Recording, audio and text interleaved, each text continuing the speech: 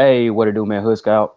Back again for another Hood Scout High School Sports Show podcast, man. I got another coach. I've been on a run with these coaches. They've been dropping gems. Been having a good time, so we're just gonna chop it up once again. And like I always say, without further ado, coach, introduce yourself and tell the people where you're from. Hey, good morning. I appreciate you having me on. First off, I know I saw Coach Eric Mills and Coach DeMarcus Harris on here, so Yeah. them some big time guys, man. So I know I gotta hold up my end of the bargain. But my name is Coach Lance Bruner. I'm at Molina High School. Coach, like I always like to do, man, I like to really unpack it. So take me back to where you're from, where did you grow up, and what was your introduction into football? Yes, sir. Born and raised in Amarillo, Texas. Coach Eric Mills is actually coaching at my alma mater. That's my best friend, man. We grew up together, played ball together, and being 100, he's the one that really introduced me to coaching. Uh, Mm-hmm. I was in Oklahoma, finished my playing career, kind of trying to decide what I wanted to do and what direction I wanted my life to head in. And I actually had a job offer with Cox Communications, and it was pretty good, some pretty substantial money, and going into sales. And so, after I finished ball, I just really wanted to kind of leave school alone and start making some money. And so I got a call one night from Coach Mills, and he said, "Hey, man, WT is looking for a coach, and I don't really want to coach in college because it'll take me away from my family." And so he really wasn't that interested in the opportunity. And so, growing up, we didn't really have a whole bunch of coaches that we were real tight with, or that I feel like on a personal level poured into our lives as much. So it wasn't something that I felt like that I really a path that I wanted to go through. But I always enjoyed coaching.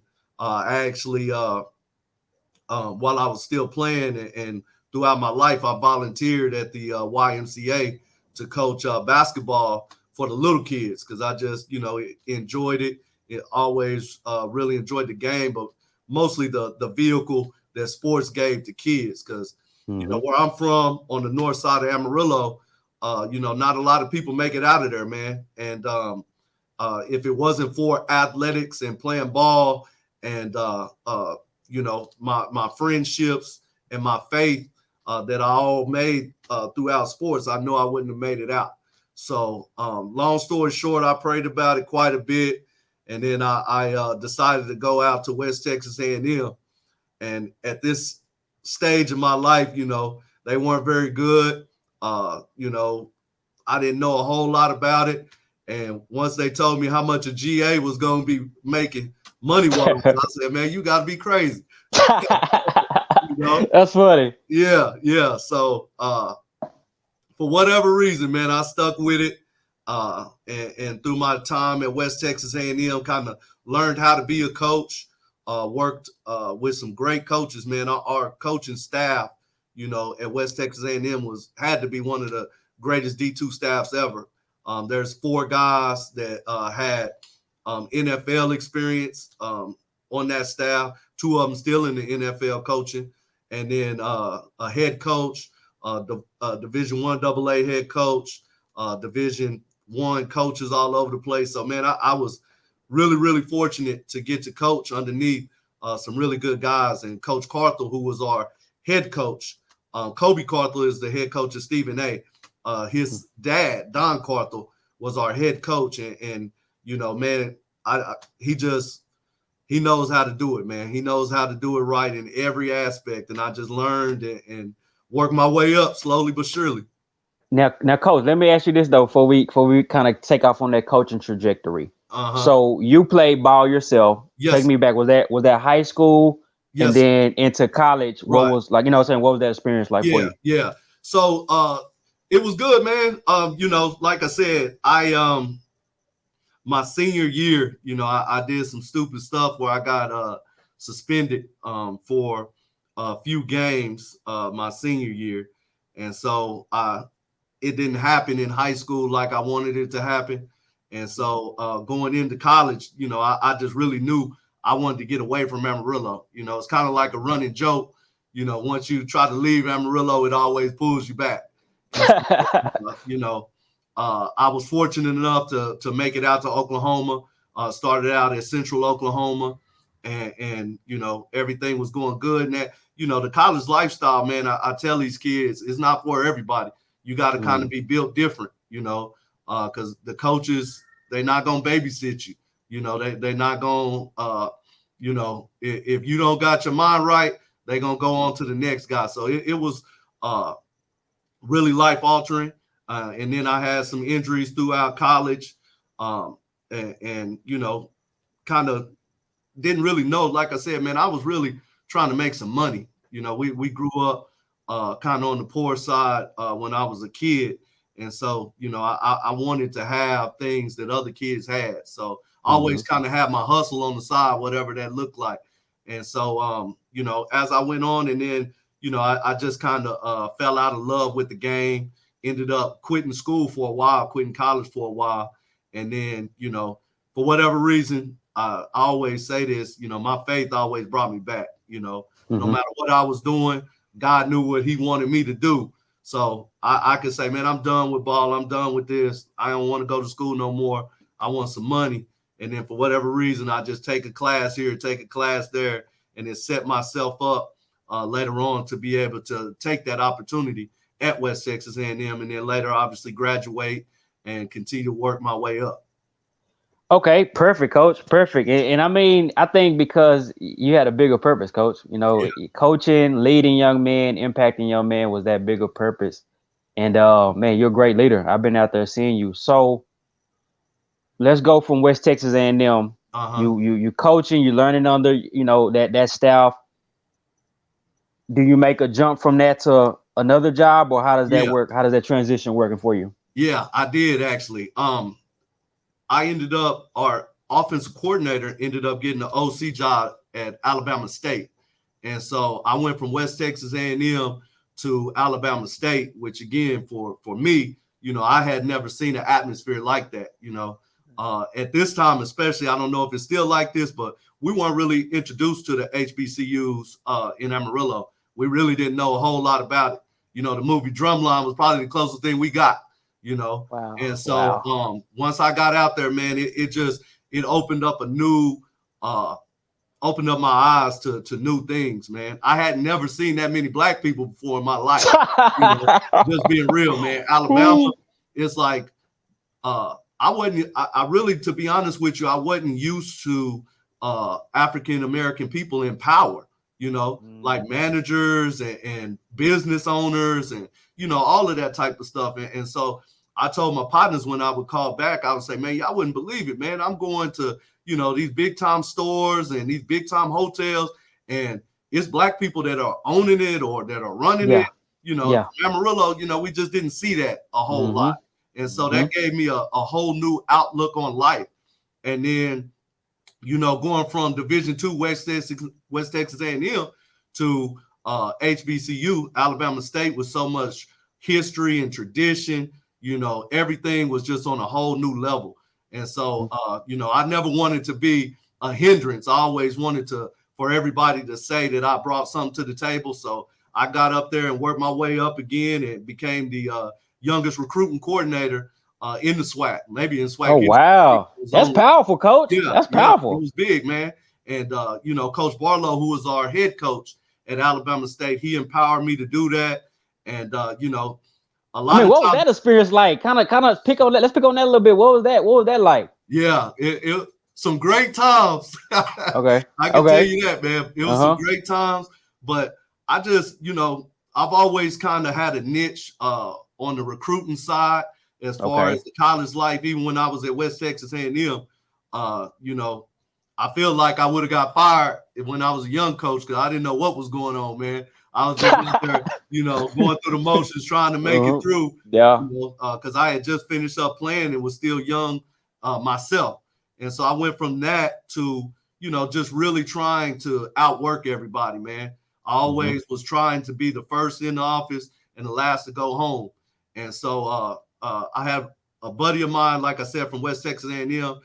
We were roommates, and Eric Schnupp, and he coached D1 for a while. Probably one of the best offensive line coaches I ever been around. And so already I was just, he went to University of Miami, played O-line for them.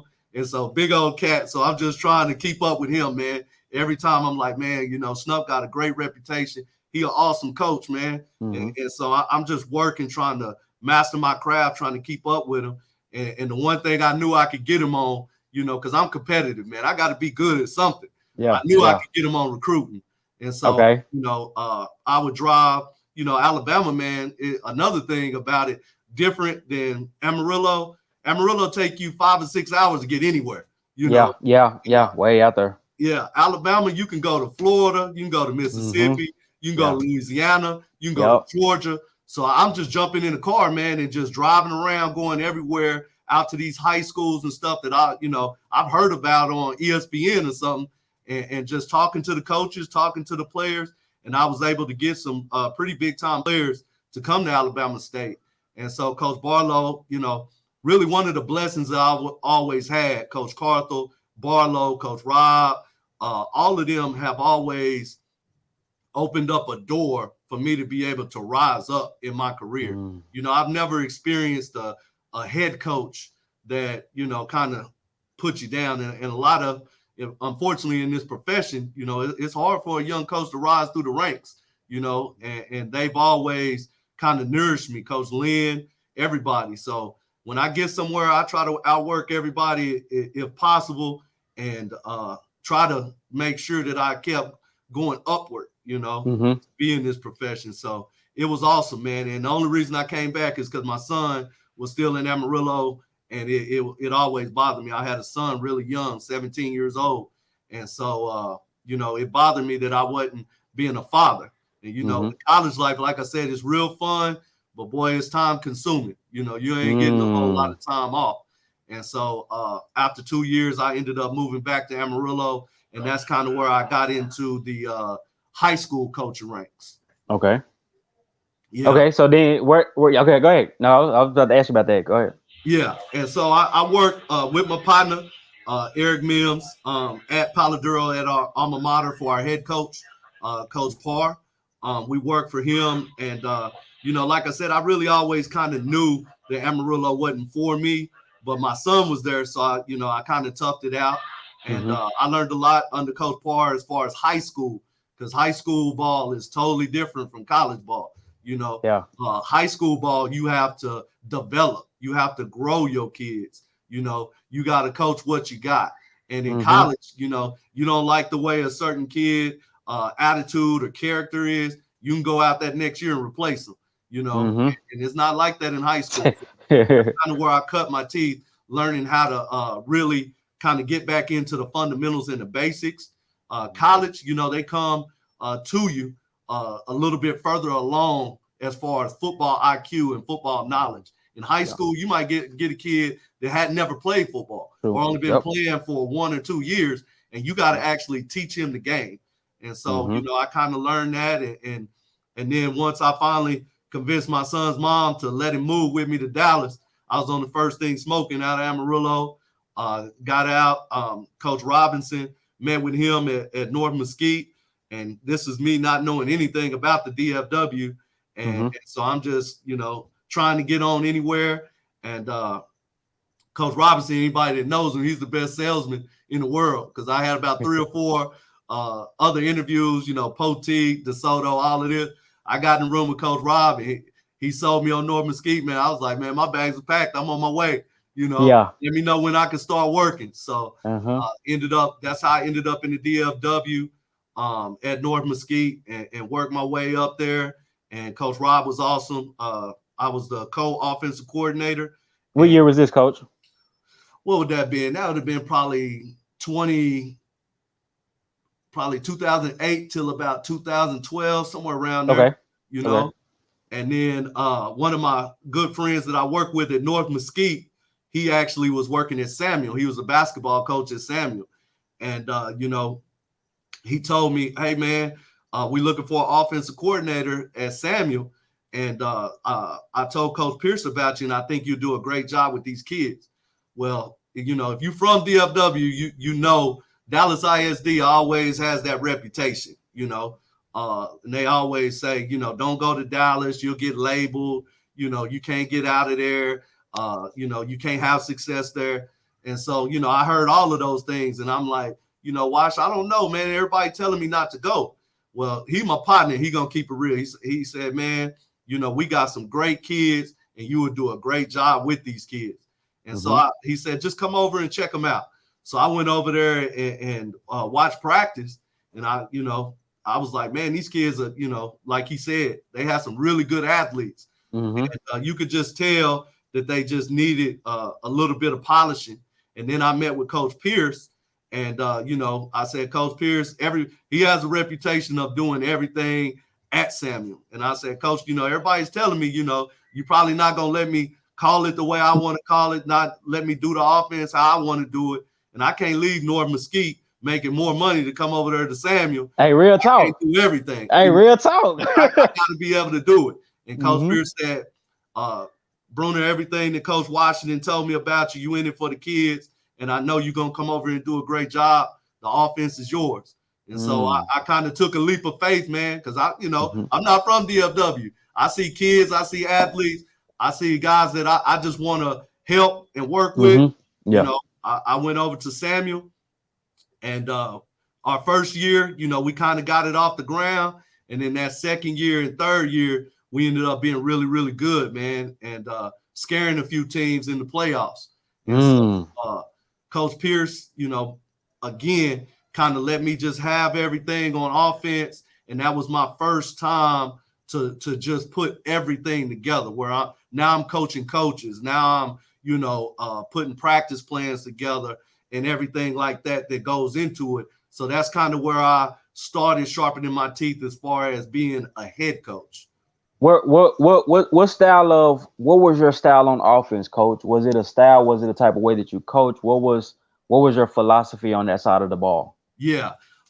Really, you know, because I played defense pretty much my whole life. I always had a defensive mentality. So really on any side of the ball, I want my kids to be dogs. I want them to come out and fight for everything, play hard, not give an inch, and that type of deal. And that just really synced in well with those kids we had at Samuel.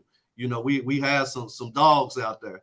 And so when I say style, you know, I grew up and played ball in the wing tee. And then when I went to college, it was air raid. And so we did air raid for, you know, we were one of the first schools to do air raid. We stole everything Mike Leach did. We drove down to Texas Tech. You know, Not a bad, yeah. When I say everything, I mean everything. We went down to Texas Tech, and we would sit in the meetings and watch practice, write everything we could down, and then we would come back and run them exact same plays, practice how they ran it and everything. And already. You know, we put up 70, 80 points a game, so it must have been working pretty good. Yeah. Had the number one offense in the nation. And so I did that, and probably mixing the two, I just always kind of been a player first guy. So I don't really have a system per se, besides whoever my cats are that are the best cats with the ball in their hands, we're going to get the ball to them. So we'll figure out however that looks, we're going to get the ball to them. And, you know, to me, offensively, it all starts with your quarterback and your offensive line. So what can they do? And figure out what they can do, and then how to get it to your cats. And to me, that's how you run the offense. Okay, so you're at Samuel for a few years, right? Right. Yes, sir. And then let's take it from there. What transpired after that? So I was able to get in the room for a few interviews at Samuel. That's kind of, like I said, Coach Pierce and Coach Rob really fought hard for me to get some interviews, to get my name out there. And, you know, I felt like at Samuel we were doing such a great job. And this is kind of where I got introduced into the business side of being a head coach. You know, I go in for interviews, and, you know, you think you killed it. You always think you killed every interview you go on. And then, you know, it was just a lot of disappointment. And so I'd end up, I want to say second or third in pretty much every job. I think I had like 4 or 5 interviews throughout those 4 years. And I always end up the runner-up, second or third. And, you always think in your head that you're the best candidate. You always think Yeah. that. And so you don't really realize until after going through it. It's just so much that goes into those decisions. You might have a principal making a decision, or a AD or superintendent. The community might have a lot to say in the decision. It's just different schools have different processes. And so, I really didn't know all of that. And so once that kind of happened, really, to be honest with you, is you get your family worked up, you got your plan, you got your vision, you got everything kind of ready to roll. And then it's just kind of the carpet gets ripped out from underneath you. It's a tough thing, man. And so at that point, I was like, man, I just want to get back to coaching. I don't even really care about being a head coach right now. All of that stuff was good, but I want to get back to coaching. And I knew at Samuel, I had pretty much learned mostly everything that I could. And I was like, I want to get somewhere, sit underneath someone I can learn from and I can grow from. Because growth, if I have to say anything, growth is always, to me, at the forefront of anything I do. I want to be trying to get better. And so two of my good friends, DJ Man, shout out to him, head coach at Coronado, doing a great job. And Ray Gates, who's the DC at Cedar Hill, they were working for Coach Lynn. And they used to always tell me, man, Coach Lynn does a great job of growing his coaches. He has book studies. He has, classes. He meets with you one-on-one, all of these different things. And so I ended up meeting with Coach Lynn and talking to him. And I was like, yeah, this is him. This is the guy I can sit underneath and kind of work with and know I'm going to grow from his staff.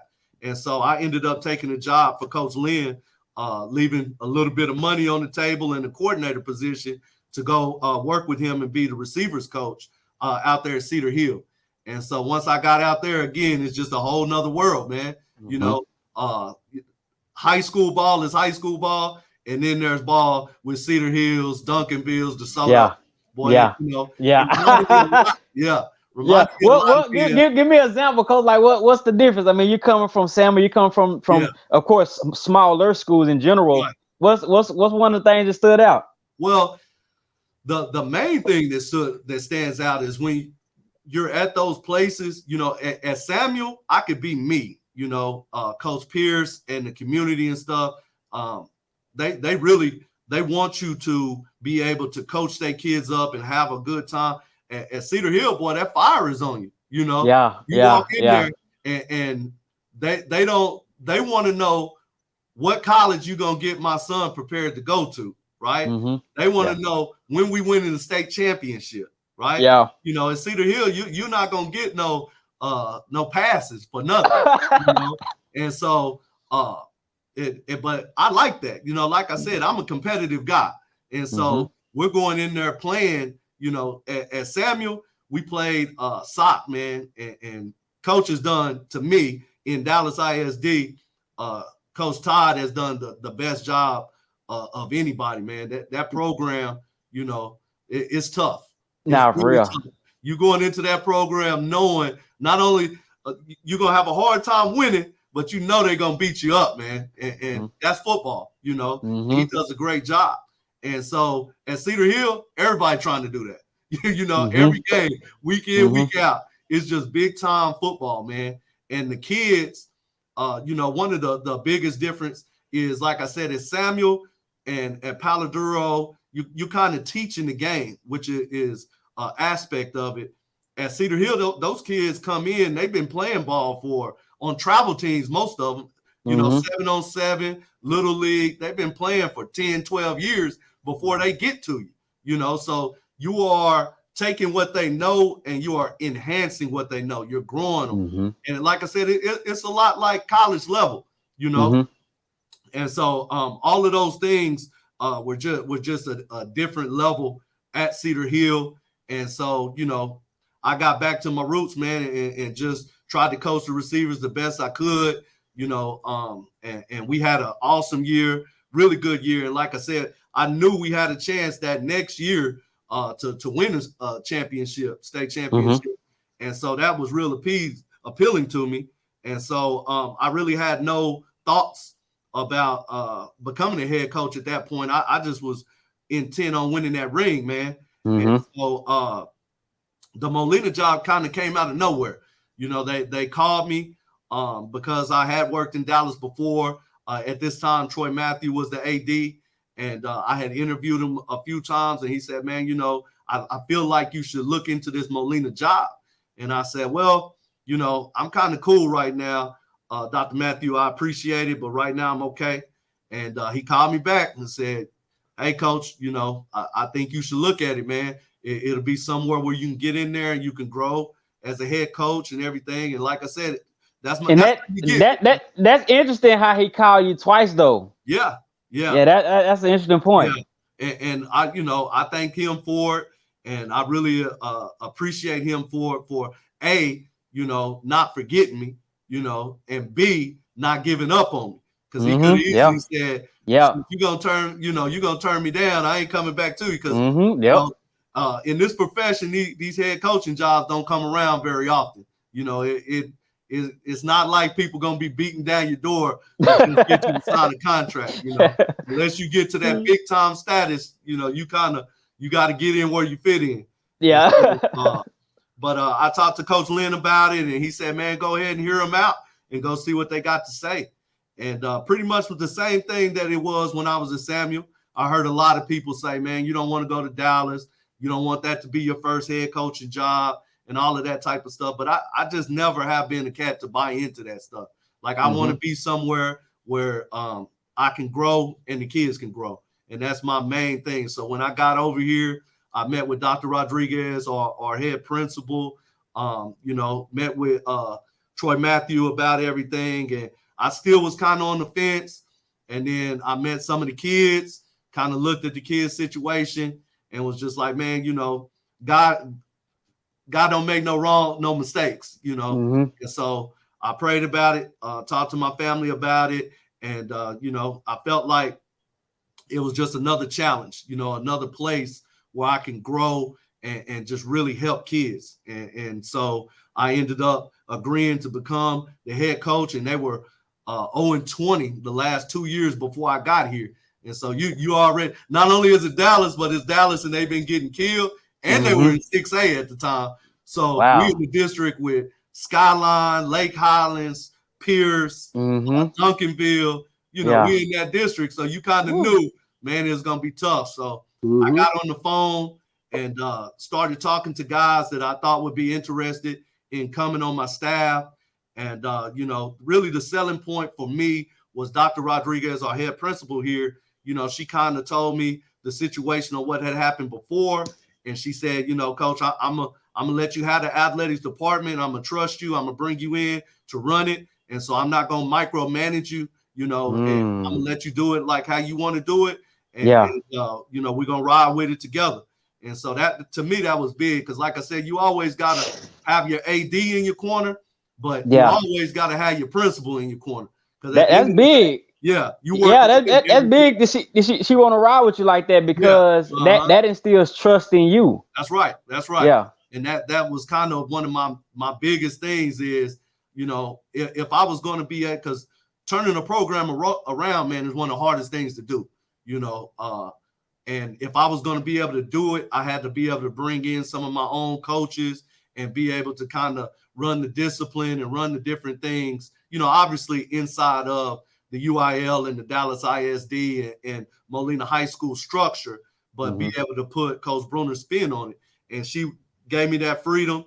And so that kind of allowed me to get on. And I called some guys to see, hey, you know, I might be crazy, but I got to see if I can talk some other guys into being crazy to come over here with me.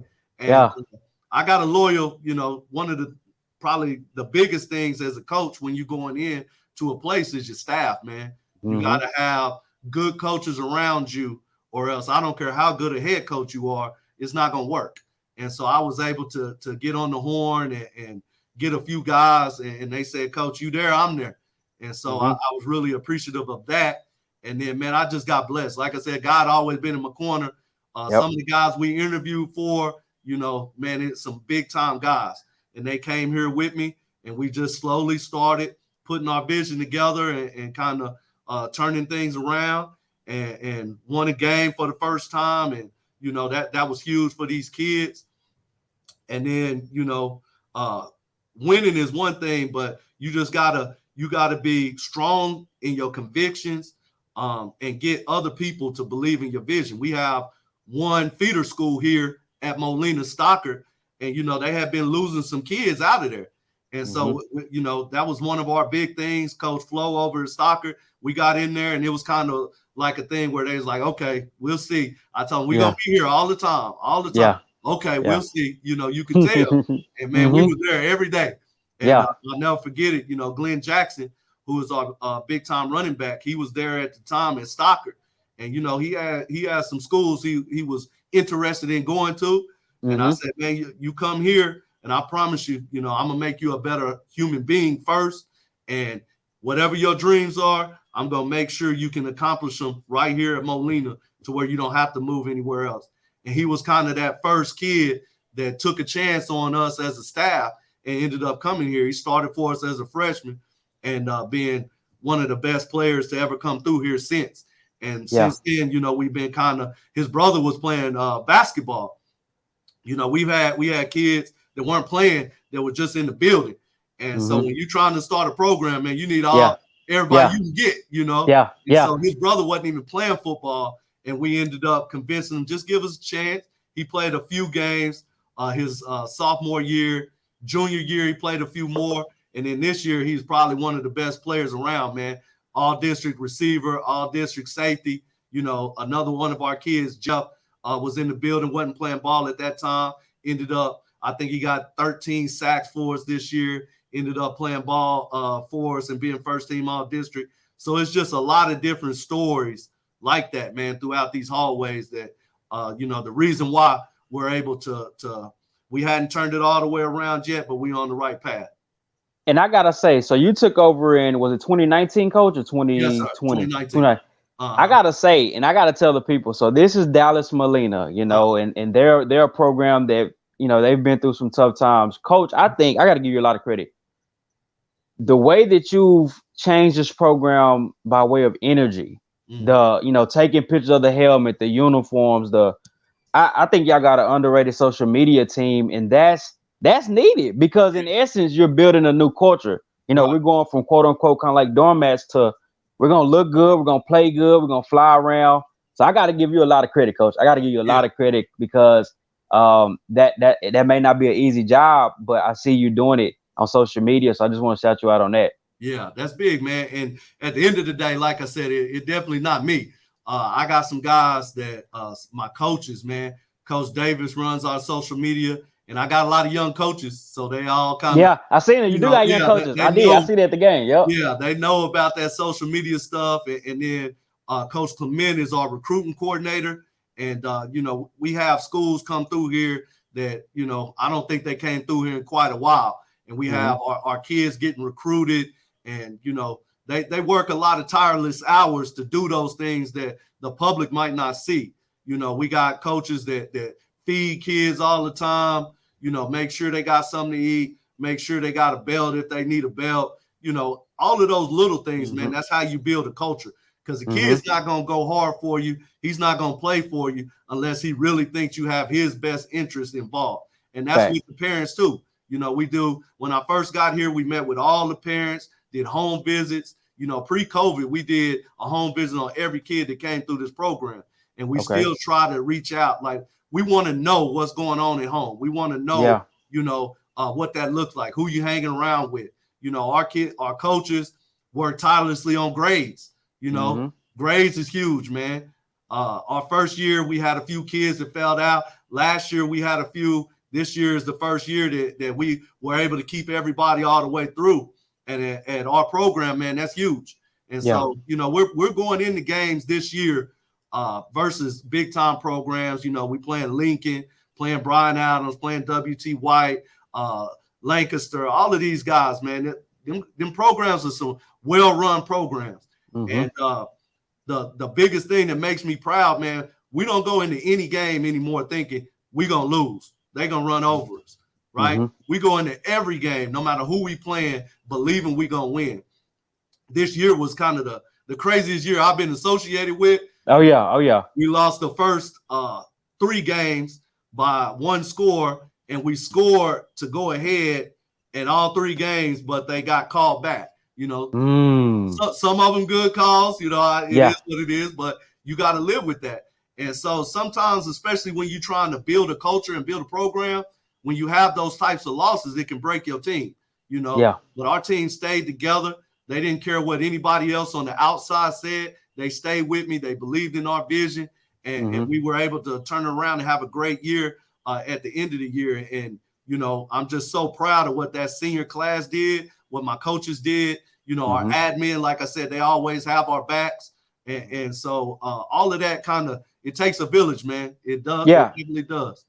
I was at the WT White game, coach, and I know you guys, y'all didn't end up winning that game, but y'all fought, man. Y'all fought tooth and nails, and it was a call in that game that had you heated. And I like this. I like that passion because you're fighting for your team. But I noticed you guys were fighting. I noticed you guys were, your players, to me, they look stronger. Did you implement a type of weight room regimen to kind of get them like that? Because to me, y'all are playing tough. Even though some of the games y'all might fall short, y'all are playing tough though. Yeah, and I'm proud of that. Like I said, our vision here is Jags. We got juice, attitude, growth, success. Everything matters, family first, and that's kind of what we say every day. And the juice, bring the energy every day, and the attitude, believe you're gonna win every day. And our kids have bought into that. So like I said, even though we have a tough call here and there, we gonna fight you to the end. And so I was, like I said, real fortunate to be around some big time programs. And so I just stole a little bit from everybody. And one of the big things we do here that I feel like has changed a lot of the culture and made our kids not only stronger in the weight room and physically stronger, but really mentally stronger is the boot camp from Coach Lynn in Cedar Hill. Every year we institute boot camp, and that's really just detail oriented. We don't really care about, how much weight you putting on there and all of that stuff. You're going to do things the Jaguar way and with a positive attitude, or you're not going to do them at all.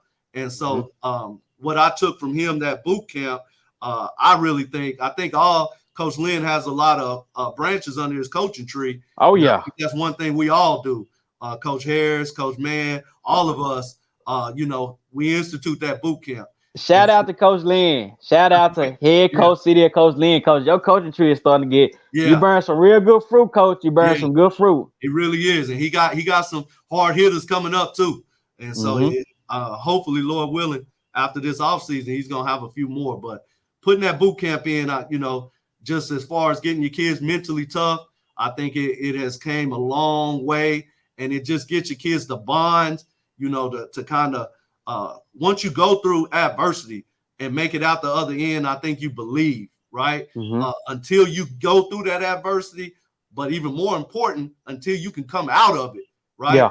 I think there's always that doubt in your mind, where you want to give up, you want to quit, you don't feel like this is for you. But once you put your kids through that and they come out on the other end, I think they're always better for it. And that's something we've done here that I feel like it has made a huge difference. Talk to me about, like you said, growth. What ways do you like to grow as a coach? Is it reading? Is it listening, going to seminar? Like, what's your means of growing as a coach and as an individual and as leader of men? Yeah, I try to be honest with you, D'Anthony. I try to grow any way possible. Okay. It's kind of a running joke, man, but I actually read. A lot of my buddies give me a hard time and stuff because they say African American men don't read. Hey, I'm a reader, man. Yeah, I like that quote: "Readers are leaders." That's if I'm not mistaken, that's the quote. Yeah. Yeah, and so I got probably 100 coaching books that I've read and just take notes and go back and refer to that. I try to go to as many clinics as possible. And again, shout out to Dallas ISD. A lot of changes that have been made these last few years. I don't know if you've been around to the schools, but we got a brand new field going in. Next year, we got a brand new gym going in. We get new uniforms just about every single year now. Wow. And so Dr. Salinas has done an awesome job. And so when I was first at Samuel, they didn't pay for coaching clinics, right? You had to pay for yourself. And so I'm already kind of, broke as it is. So I'm scratching around money. But now that Dallas takes care of the coaches, we get to go to all the Glacier clinics, coaching school. I really love San Angelo, one of the best clinics to go to. But I think the main way that I grow, to be honest with you, is I have a real tight knit group of friends. And like I said, I keep shouting them out because those guys, whatever we're doing, we're not afraid to share it with each other. And that's, I think, one thing that coaching has came a long way, man. You used to be so scared somebody was going to, use something against you and do that. Yeah. But Coach Lynn at Cedar Hill, they have a clinic there that they do every year. And their coaches, just get on the board and draw up what they're doing. And coaches are willing to share now where they probably weren't in the past. So I just get on the phone with Coach Harris or Coach Mims, Coach Gates, Coach Mann, Coach Gilbert, Coach Lynn, Coach Pierce, all of them guys. I can get on the phone with them at any given time. And I say, hey, so what y'all doing in off season? How's your off season looking? Right now we're in the process of doing our one-on-one interviews with the coaches. I meet with all the coaches and all the players, kind of getting their take on the season, what they feel like went well, what we can do better. And so I'm always asking, hey, man, what questions are you asking? What would you want to learn in that situation? And so we talk. I talk to my coaching buddies and the coaches that I kind of respect at least probably once a week. And I'm just always kind of asking questions. And to me, that's by far my biggest tool of growth, because I got some guys that, they know how to do it, man. They really do. And the powerful thing with that, I don't want to get too deep with this, but particularly with men of color, is that, they're not unified. Not saying all these coaches are, but I think that's a powerful lesson and nugget in that is to grow, you need each other. Yeah. And you need that openness and that willing to share, like I said, not to get deep, but that's the only way you're gonna, not being mad at each other, being envious. No, you're gonna have to come together, you're gonna have to build together. That's how that collective. I was reading a book. You heard of the author Napoleon Hill, right? Yeah. He has a concept called they call the Mastermind Alliance, I think. And that's when you get with more than 3 to 4 people and y'all are putting y'all brain power and energy together to achieve whatever the end may be. Right. So that kind of remind me of that. Yeah. And I'm gonna sound like a broken record, man, but Coach Gilbert, Coach Lynn, Coach Chris, they put together a group, Black Coaches Association, and they kind of springboarded everything. And this was before I became a head coach.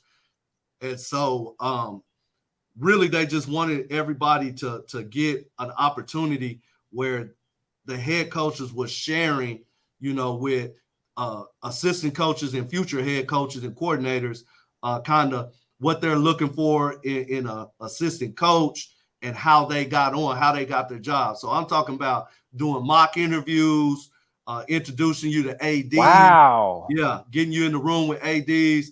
And just being honest, man, you can call Coach Gilbert.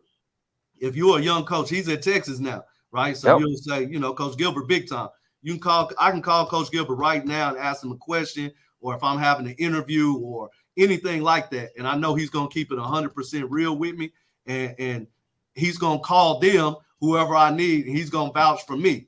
And for him to do that and take that opportunity, Coach Lynn trying to win the state championship. But I know for a fact, if I call him and got a question about offseason or practice or anything like that, he's going to keep it 100 and he's going to let me know, man. So just being able to have those pillars, Coach Chris from Sam Houston, Coach Samples, you see, obviously you see his tree, what he does underneath him. So iron sharpens iron. And so all of those guys just do a great job of sharing kind of what got them through, what worked for them, what didn't work for them, giving you advice and just being your biggest cheerleader, man. I really do believe all of those coaches want to see all of the coaches that are young, up and coming coaches do well.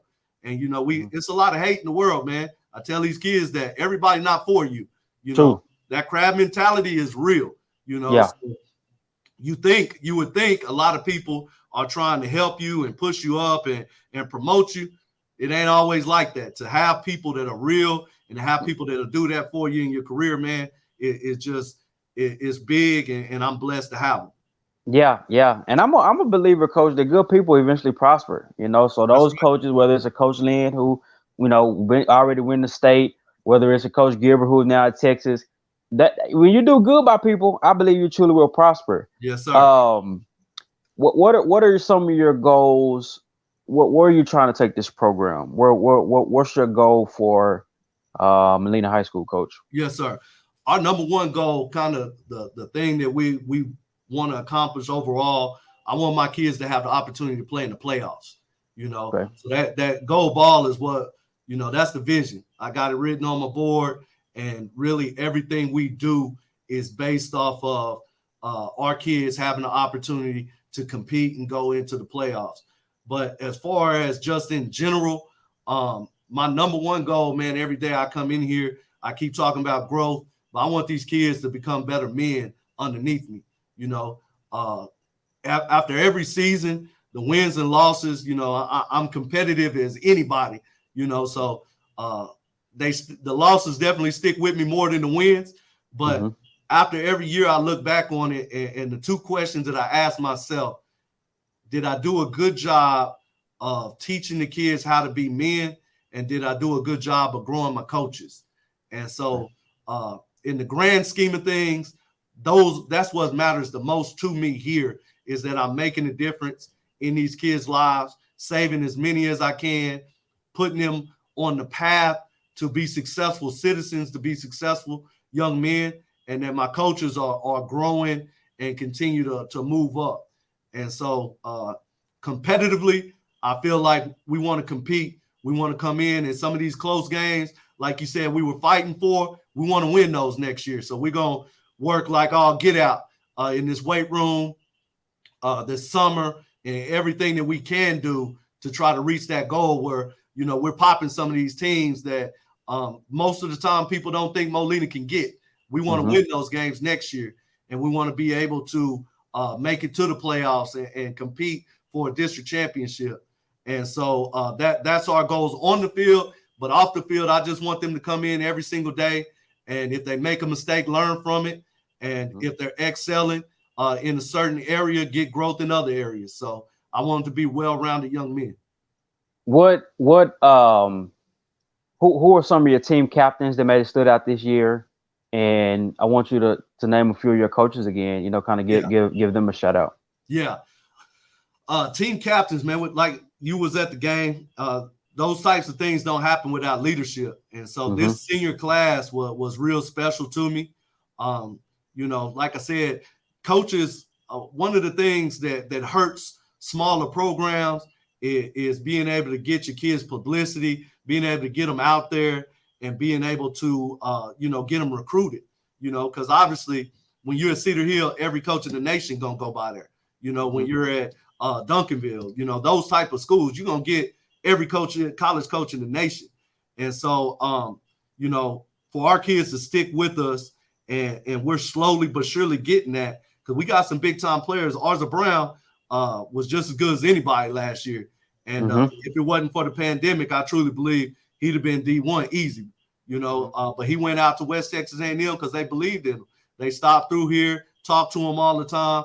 And then later on, he had a lot of traffic coming through once people started seeing him. Yeah, of course. Yeah. And so after that, he ended up with 10 or 15 offers. Wow. He stuck with West Texas A&M because they believed in him. They were the first school. So a lot of those kids, we got, Aldred, our offensive line, 4 out of 5 that started for us were seniors. And so they did a really good job. Aldred, Ali, Joe, all of those guys, Deuce, they big time leaders on the team. Your O-line and D-line never get the coverage that they need, but your team, it goes how they go. And then when you look at the skill guys, we had Jose Lopez was our starting quarterback. And another great story, man. He started for us for 3 years. Since I've been here, he's been our starting quarterback. And he's always been one of the best quarterbacks around. So this year we lost a few kids. Shout out to Matt, who also went to play college ball. Great linebacker, but we didn't have a lot of depth in linebacker. So we went to Jose and we said, look, man, I know you play quarterback, but we need you to play some linebacker. And he didn't even blink, man. He said, put me in, coach. So not these days, when I was younger, right? Nah, But not a lot of coaches play their quarterbacks on defense, and especially not a linebacker, coach. Yeah. So he was in there, and that kid had 3 games where he had 20+ tackles, Wow. And so he's going to end up going to college, and he's probably going to end up playing linebacker in college, Wow. And so I did not know that. Yeah. And that, we got so many stories like that where kids just unselfishly play on both sides of the ball, and we gonna, by all means, we're gonna try to win that game. And our kids know that, and they buy into that. Like I said, Jalen ended up finishing, I want to say 5th in all the DFW in catches, reception yards, touchdowns, and he still played defense. Every time, any week, because we played some big time receivers, we would put him on them. Last week we played a big time tight end. We put Jalen on him. And so he was unselfish, and this kid is a basketball player. You think he's good in football, he probably going to average 25, 30 in basketball. So just a great athlete, and he did everything we asked him to do. Glenn Jackson played both sides of the ball, played quarterback. He's a baller. Yeah, he's a baller. He can go, and so he did that. We have so many kids that are unselfish, and they lead in the right way. So we got a kid, Ricardo, another great story. Ricardo separated his elbow, one of our better defenders, and didn't know if he was going to play. So he rehab. And then the day before the game, the next to the last game, he prayed about it, said, I don't know, coach. They went to the doctor the next day. They told him he got cleared. He played that following game and had about 17 tackles for us. Man, he's that's probably, toughness. Probably 5'8", 5'7", probably 140, but he ain't gonna back down from nobody, and we just had that all around the team. And so we got some big time guys that are coming up in the program. Jalen Wood, our JV, ended up going, I think, 7-2 or 6-2. Oh, wow. They had some big wins over some really good programs. Okay. Jalen Woodard, Isaiah, KJ, Aiden. We got about 6 or 7 freshmen, sophomores that we feel good about. Dylan, go ahead. How do you? I'm not sorry, cut you off. How do you feel about varsity players in age? Like if you're a baller, let's say you're a baller and you're a sophomore, can he play varsity, or do you believe? Cause I know certain programs, the varsity is usually seniors, and then some you may have a younger guy. How do you feel about that? Well, we're prayerful we get to that point where the varsity can be mostly seniors and juniors. But like I said, we any means necessary, by any means necessary right now, Molina. We had a true freshman, Aiden. He started for us 3 games, I believe, at quarterback, right? As true freshman. TK is one of our best players on the team. He played for us last year as a freshman. He's a sophomore this year, played quite a bit. We got a set of twins that if they can keep their mind right, they just as good as anybody. And they played, and they're sophomores this year. So we got quite a bit of younger kids that play in our program. Like I said, Glenn played since he was a freshman. He's done been balling with us. So if you can play, and we feel our main thing is mentally you can handle it, and physically we don't feel like you'll get hurt, because some guys are more progressed at that stage than others, then we'll put you in. But if I had my choice, I would leave you on the freshman JV team to marinate, to get better, to learn the game, and then you would play as a junior and senior on the varsity. But right now, depth-wise, it's all everybody on deck, man. Special teams, offense, defense, whatever we need to try to compete and win the game. Okay. And I know I asked you about your coaches too, but we're because we're up on almost an hour, coach. So we've been rolling. We're in on this. Man. Yeah. Okay. What? And like I said, we can end on this. What? I know you do the boot camp. Is there a strength is there like a strength program or something that you're gonna get your players like weight room regimen. Is there anything that you're going to follow in that regard? Right. Yeah. And so I'm gonna combine both because I do need to shout out some coaches. Coach Smith is our head baseball coach. He wasn't coaching football when I got here, and he's our defensive coordinator now, co-defensive coordinator, and he's been kind of because we do have a younger staff, so he's been the rock of the staff, man. He's the veteran. Okay. He's been at Molina for a while, so he teaches the coaches kind of the ins and outs of the school, and he's like a mentor coach, man. And I've been able to lean on him with a lot of my decisions that I make. Hey, coach, what you think about this? How should we handle this? And Coach Darvin Peterson, basketball coach, right? Phenomenal coach. And he has some job offers this year that he was thinking about. And it's as a coach, you on that side of, man, I want my coaches to be able to get some opportunity. But boy, it's going to be hard for us if we lose them, Yeah. And so Coach Peterson is our strength and conditioning coach, and he's our head track coach, and he decided to stay and stay with us. And he's also our co-defense coordinator. And, he's just done a tremendous job, man. You talk about the weight room, you talk about outside, getting these kids faster, quicker, opening up their hips, more flexible. Coach Peterson is on top of that. And Coach Riffle's been around. Coach Riffle drives over from the elementary school every day and comes over here. And he's our offensive coordinator. And so he works with the guys on the offense, and he's done a great job with that. Coach Cameron Smith, he also helps out with the strength and conditioning, and he does all of our equipment, all of our inventory, all of that type of stuff, man. And so Coach Rob does the grades. Coach Davis, our O-line coach, like I said, he does social media. Coach Clement does recruiting. And all of these guys, this is why they're doing 2 or 3 sports, And so it's just, you really don't get guys that work like, because I'm going to work you, When you come over here, the things that I tell you when you're going to work over here at Molina for me is you're going to have to wear many hats. These guys, sometimes they're bus drivers. Sometimes they're strength and conditioning coordinators, recruiting coordinators, video coordinators, food coordinators, counselors, whatever you can think of, you name it, your coaches do it. And I've had, I've been blessed, man. The coaches that have left here, they've gotten some big time jobs, and I'm hoping that they're better for being here. And I've been able to keep a really good staff. And that's really my number one reason of why I'm confident, we're going to continue to turn this thing around, is because of those guys. And we get after it in the weight room. We lift all year round. And like I said, our kids here at Molina, the one thing they've always had is a work ethic. When they leave here, most of these kids go to work. They don't go home and get on the video games and social media and stuff. A lot of these kids, their families are dependent on them to go to work. And so their work ethic is second to none. So that's always a benefit about coaching here. We know when it's time to go to work, the kids going to buy in and they're going to go to work. Yeah.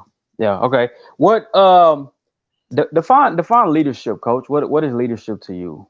What is that? What is leadership? And then also, what is success? What do those 2 words mean to you? Leadership is influence. Leadership is influence. So a lot of people don't understand this, and I try to get the kids to understand it. You can be leading people in the wrong direction, right?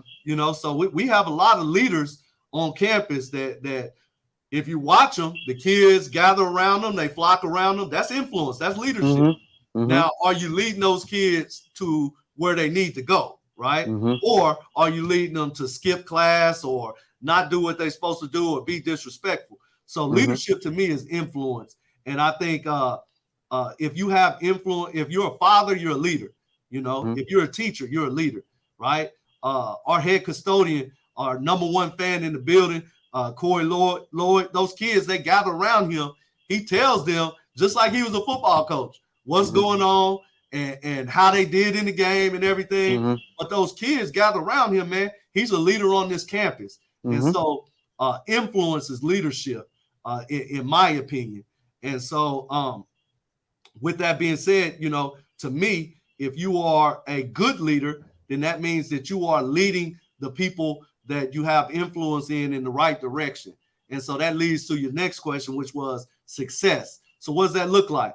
In my opinion, what success is if you are getting the people around you growth. If you are making them better, then you're successful, right? So any kid on the team, no matter if you're playing 3-4 quarters a game, or you might not be playing any. You could be a special teams ace, or you might be only on defense or offense. I don't care who you are. If you are making the kids better, whether that's practice, in the weight room, in the classroom, whatever that looks like, then you are being successful, right? Because to me, that's what God put us on the earth for as human beings. We're supposed to live together and make each other better. And when somebody gets off track, you're supposed to pull them back in and get them back on track. And so if you're doing that, in my opinion, then every day you can look at yourself in the mirror and tell yourself you're being successful, right? We don't measure it on wins and losses. We don't measure it on how good you are. We don't measure it on how loud you are, any of that type of stuff. It's all measured on inside, right? You competing with yourself every day to be better than you were yesterday and influence the people around you to be better than they were yesterday. And that's what success means to us. Let's end on this one, Coach. What word of encouragement would you give maybe a younger player or a younger coach, trying to come up through the ranks, dealing with different stuff? What would your wisdom and encouragement be at this point of your career, looking back to, like I say, either maybe a student or maybe just a young coach trying to get in the profession? Right. Yes, sir. So I always start with this, man. Most of the kids that I coach, I've been there before. My mom and dad, I was blessed to have both my mom and dad at home, and they work really hard, but we always didn't have, right? I've been there before when our electricity had been cut off. The one thing that they taught me more than anything is God don't give you anything you can't handle. And so when you face with adversity, no matter what that looks like, you always going to have a choice. You're always going to have a choice. That's what God does give us, And so you can take that adversity, learn from it, and get better from it, or you can let that adversity win and shy away from it and let it change you for the worse. And so hard work does pay off, man. Get around good people, no matter if you're a player or a coach. Get around good people that have your best interest in mind. Work as hard as you can. Don't let anybody outwork you.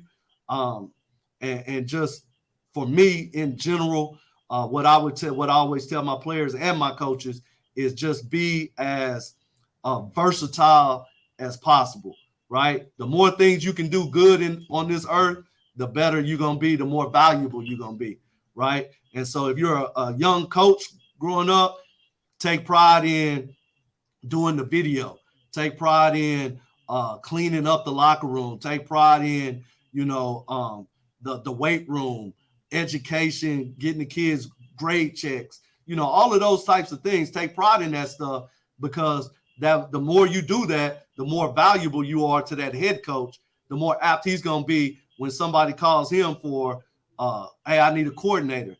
Hey, I need a head coach. We're always, a lot of coaches think it's about the X's and O's, but it's really not. You're always going to put your money behind the coach you can depend on, right? The one that you feel like is valuable to your program, the coach that you feel like is going to work the hardest. Them the ones you're going to put your money on. And it's the same thing as a player, man. You want to you want to be a better player, do what it takes, right?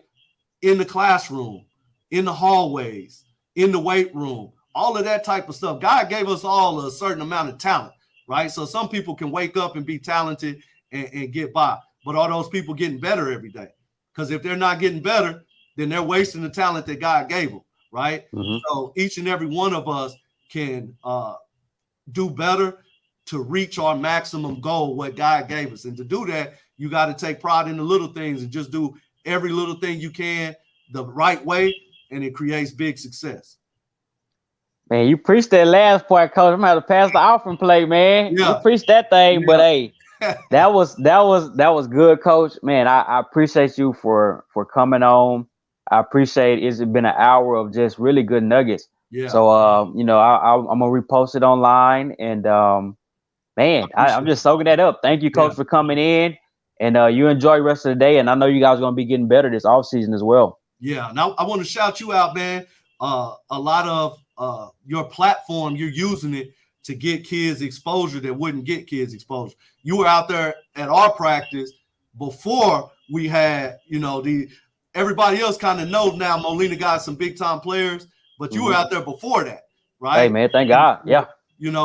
Using your platform, brother, to help out kids and help out some of these coaches and everything. It's just it's awesome, man. It's really good to see.